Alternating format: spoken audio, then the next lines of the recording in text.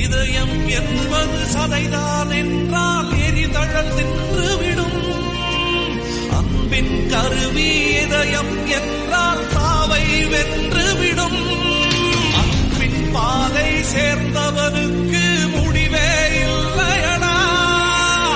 மனதின் நீளம் எதுவோ அதுவே வாழ்வின் நீளமடா.